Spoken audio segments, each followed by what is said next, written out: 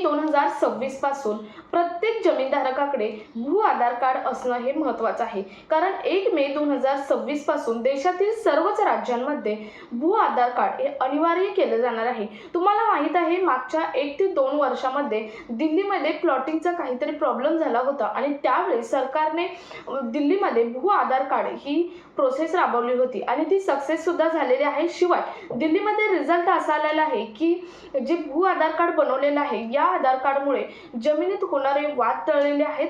शिवाय खरेदी विक्री करताना जे प्रॉब्लेम येतात ते सुद्धा टळलेले आहेत। त्यामुळे केंद्र सरकारने हा अतिशय महत्त्वाचा निर्णय घेतलेला आहे की 1 मे 2026 पासून भू आधार कार्ड सर्वच राज्यांमध्ये अनिवार्य करा।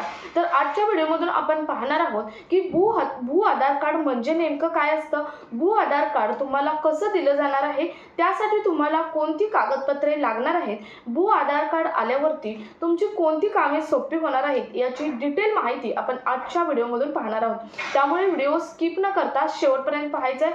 चॅनलवर पहिल्यांदा आला असेल, पुढील आणि महत्त्वाच्या गव्हर्नमेंटच्या अपडेटसाठी चॅनल सबस्क्राईब करा। त्याचबरोबर शेजारील बेल आयकॉन सुद्धा ऑन करून ठेवा, म्हणजे असेच महत्त्वपूर्ण अपडेट तुमच्यापर्यंत रेग्युलर पोहोचत राहतील। तर नमस्कार, मी पूनम आणि तुम्ही पाहत आहात पुन्हा एक नवीन अपडेट।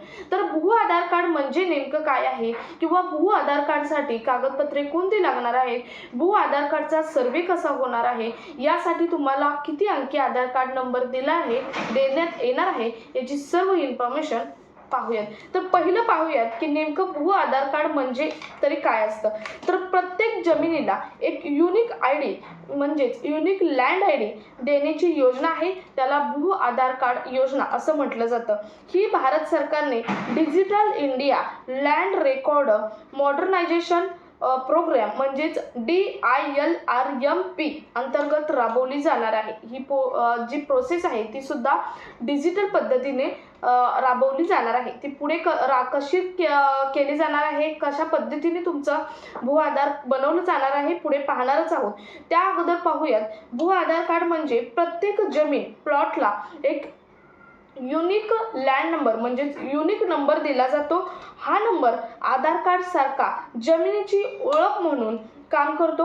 यामुळे जमिनीची सर्व माहिती ही ऑनलाईन पद्धतीने तुम्हाला समजणार आहे। तुम्हाला समजलं असेल का हा भू आधार कार्ड अनिवार्य केला जाणार आहे, पुढे जाऊन पाहणारच आहोत। तुम्हाला पूर्णपणे माहिती समजणार आहे की हा भू आधार कार्ड नेमका कशासाठी अनिवार्य करण्यात आलेला आहे, यात तुमचाच फायदा आहे, म्हणजे प्रत्येक जमीनधारकाचा यामध्ये फायदाच आहे।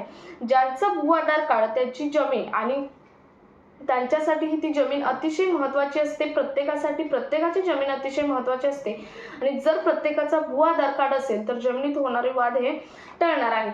त्यानंतर बघा, भू आधार अनिवार्य का केलं जाते। भू आधार तुम्हाला दिल्लीच्या प्रकरणावरून समजलं असेल, काहींना ते प्रकरण माहीत नसेल, परंतु यामधून तुम्हाला भू आधार कार्ड अनिवार्य का केलं जातं बघूयात। तर जमिनीमधील वाद कमी करण्यासाठी भू आधार कार्डचा चांगला वापर होणार आहे। त्यानंतर बनावट कागदपत्रे टाळण्यासाठी तुम्हाला माहीत आहे आता हायकोर्टपर्यंत जमिनीच्या केसेस गेलेल्या आहेत, त्यामुळे सरकारने हा निर्णय घेतलेला आहे।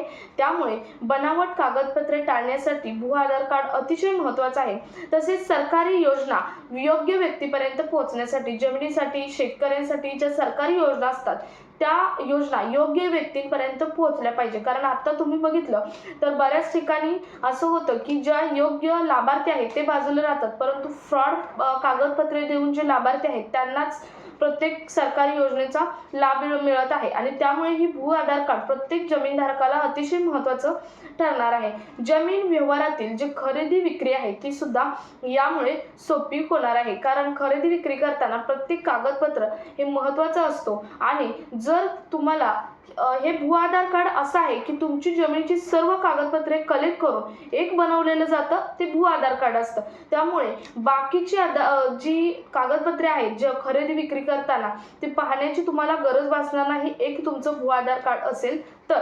त्यानंतर बघा, सर्वेसाठी कोणती कागदपत्रे लागणार आहेत, म्हणजे भू आधार कार्ड काढताना तुमच्या जमिनीचा सर्वे केला जाणार आहे आणि यासाठी तुम्हाला कोणती कागदपत्रे आवश्यक असणार आहेत। सगळ्यात महत्त्वाचा मुद्दा आहे आणि हे तुम्हाला 1 मेच्या अगोदर कागदपत्रे तयार ठेवायचे आहेत, कारण 1 मे नंतर तुम्हाला 1 महिन्याचा कालावधी दिला जाणार आहे की तुम्हाला भू आधार कार्ड काढण्यासाठी. आणि तुमची ही कागदपत्रे जर अगोदरच तयार असतील तर तुम्हाला 1 मे नंतर पटकन भू आधार कार्ड काढून घेता येणार आहे. कारण हे तुमच्या मनानुसार ठरणार नाही, मी कधी काढणार असं नाही, तर तुमचं हे भू आधार कार्ड तुमच्या गावानुसार काढलं जाणार आहे. म्हणजे तुमच्या गावात सरकारी अधिकारी येऊन तुमच्या जमिनीचा सर्वे करणार आणि तुमचं भू आधार कार्ड काढून देणार आहे. त्यामुळे ही कागदपत्रे अगोदरच लक्षात ठेवा, अगोदरच तयार ठेवा, कारण कधी तुमच्या गावात कोणता अधिकारी सरकारी येईल हे तुम्हाला माहीत नसतं. त्यामुळे अगोदरच ही कागदपत्रे तयार ठेवा. त्यातील पहिलं कागदपत्र आहे 7/12 उतारा, त्यानंतर दुसरा आहे 8A उतारा, त्यानंतर तुमचं आधार कार्ड जे सगळीकडे कंपल्सरी लागतं, त्यानंतर तुमचा मोबाईल नंबर, ज्याचा मोबाईल नंबर आहे, ज्याच्या नावावर जमीन आहे त्याचाच मोबाईल नंबर असावा आणि तो जो मोबाईल नंबर आहे तो मोबाईल नंबर आधार कार्डशी लिंक असणं गरजेचं आहे. त्यानंतर मालकी हक्क कागद, त्यामध्ये सेल डीड किंवा वारसा कागद असला तरी चालेल. ही जी 4 ते 5 कागदपत्रे आहेत ती कागदपत्रे तुम्हाला भू आधार काढण्यासाठी अनिवार्य करण्यात आलेले आहे. प्रत्येकाला 14 अंकी नंबर दिला जाणार आहे. म्हणजे जेव्हा तुमचं भू आधार कार्ड काढलं जाणार आहे तेव्हा तुम्हाला 14 अंकी युनिक नंबर म्हणजेच UL पिन दिला जाणार आहे.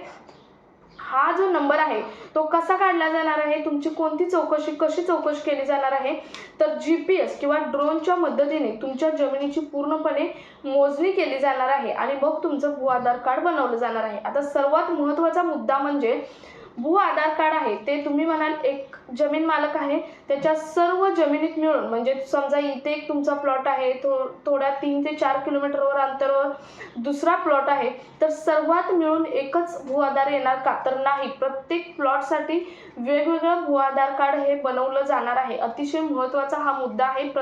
सगळ्या प्लॉटला मिळून एकच एकच भू आधार तुमचं बनणार नाही, तर वेगवेगळ्या प्लॉटसाठी वेगवेगळं भू आधार कार्ड हे दिलं जाणार आहे. त्यानंतर भू आधार कार्ड तयार कसे कराल, तर बघा, सरकारी सर्वे टीम तुमच्या गावात येणार आहे. तुमच्या गावानुसार जेव्हा तुमच्या गावात येणार तुमच्या तलाठी ऑफिसमध्ये अनाऊन्स केलं जाणार 2 दिवसापूर्वी की 2 दिवसानंतर तुमच्या गावामध्ये भू आधार कार्ड बनवलं जाणार आहे आणि भू सर्वे केला जाणार आहे. त्यामुळे जे बाहेर जमीनधारक आहेत, मालक आहेत, त्यांना सुद्धा गावात यावं लागणार आहे, कारण तुमचा भू आधार अनिवार्य केलेला आहे आणि भूमी सर्वे हा सुद्धा कंपल्सरी आहे. त्यामुळे प्रत्येक जमीनधारकाला गावात येऊन त्या वेळी जेव्हा तुमच्या गावासाठी अनाउन्समेंट होईल तेव्हा तुमच्या गावामध्ये येऊन तुम्ही भू सर्वे करून घ्यायचा आहे आणि भू आधार कार्ड काढून घ्यायचं आहे. त्यानंतर GPS किंवा ड्रोनने तुमची जमीन ही मोजली जाणार आहे. कागदपत्रांची पडताळणी केली जाणार आहे, जी की मी वरती 5 कागदपत्रे सांगितली त्याची सर्व पडताळणी केली जाणार आहे. प्रत्येक प्लॉटला UL पिन नंबर दिला जातो, जो वेगवेगळा दिला जाणार आहे. प्रत्येक प्लॉटला UL पिन नंबर हा वेगवेगळा दिला जाणार आहे. तर जे भू आधार आहे ते असे मोजणी त्याची होणार आहे. त्यानंतर भू आधार नसल्यास काय होणार आहे, तोटा काय होऊ शकतो, बघा, जसा फायदा आहे तसा तोटाही होऊ शकतो. तोटा, जर तुमचं भू आधार कार्डचा 100% फायदाच आहे, परंतु जर तुम्ही भू आधार कार्ड काढलं नाही तर तोटा काय होऊ शकतो बघा, तर जमीन व्यवहारात अडचणी येणार आहेत. तुमचे जर भू आधार नसेल तर जमीन व्यवहारात अडचणी येणार आहेत. तसेच बँक कर्ज मिळण्यास सुद्धा तुम्हाला अडचण येणार आहे. तसेच सरकारी योजना मिळण्यास सुद्धा तुम्हाला अडचण येणार आहे आणि रेकॉर्ड तुमचं अपडेट होणार नाही. महत्त्वाचं म्हणजे तुम्ही जेव्हा तुमचं भू आधार कार्ड काढणार आहे तेव्हा तुमचं सर्व रेकॉर्ड हे सरकारजवळ अपडेट होणार आहे. जर तुम्ही भू आधार कार्ड काढलं नाही किंवा भू सर्वे केला नाही तर तुमचं रेकॉर्ड हे अपडेट होणार नाही. तर अतिशय महत्त्वाचा हा आजचा व्हिडिओ आहे. प्रत्येक जमीनधारकांसाठी हा आजचा व्हिडिओ 1 मे नंतर अतिशय महत्त्वाचा आहे, कारण 1 मे पासून भू आधार अनिवार्य आहे आणि त्या अगोदर तुम्हाला ही 5 कागदपत्रे तयार ठेवायची आहेत. सर्व इन्फॉर्मेशन तुम्हाला ही माहिती असणं तितकंच गरजेचं आहे. त्यामुळे हा व्हिडिओ तुमचे जर कोणी रिलेटिव्ह असतील, ज्यांच्या नावावरती जमीन असेल किंवा तुमचे मित्रमैत्रीण असतील, त्यांना सर्वांना शेअर करा. प्रत्येकाला ही इन्फॉर्मेशन माहीत असणं गरजेचं आहे. तुमचा यामध्ये काही डाऊट असेल तर कमेंट बॉक्समध्ये नक्की विचारू शकता. तुम्हाला एखाद्या विषयावरती व्हिडिओ हवा असेल तर तुम्ही कमेंट बॉक्समध्ये नक्की सजेस्ट करू शकता. सो हा व्हिडिओ जास्तीत जास्त ठिकाणी शेअर करा. भेटूयात पुढच्या एका नवीन अपडेटसोबत. तोपर्यंत धन्यवाद.